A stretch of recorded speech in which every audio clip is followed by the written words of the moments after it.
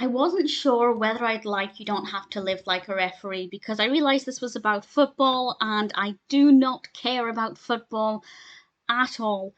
So I went into this with an open mind, but I wasn't too hopeful. But actually, I quite liked the overarching message because it's not actually about football, it's about heroes.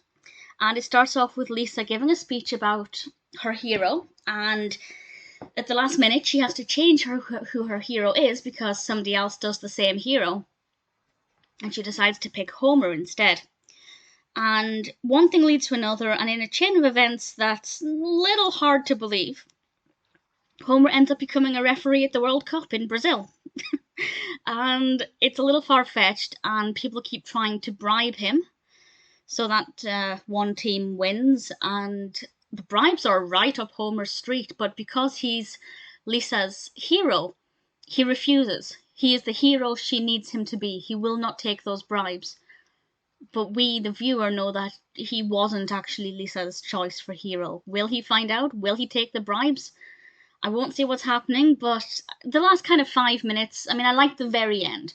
But leading up to the very end, it started to become too much about the bribes and the football, and for me personally, I didn't care. But I think, if somebody's a football fan, I can imagine it being quite appealing. I think it's very well animated.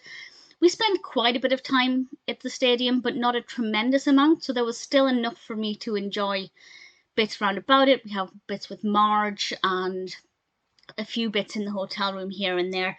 So it's not too bad. I didn't hate it. In fact, I thought it was okay. I wasn't bored at any point, which is a massive surprise for me because I genuinely expected to be at least a little bored. But no, it kept me engaged, and I wasn't expecting that. So credit to it for presenting a football-based narrative, even though it's actually about heroes.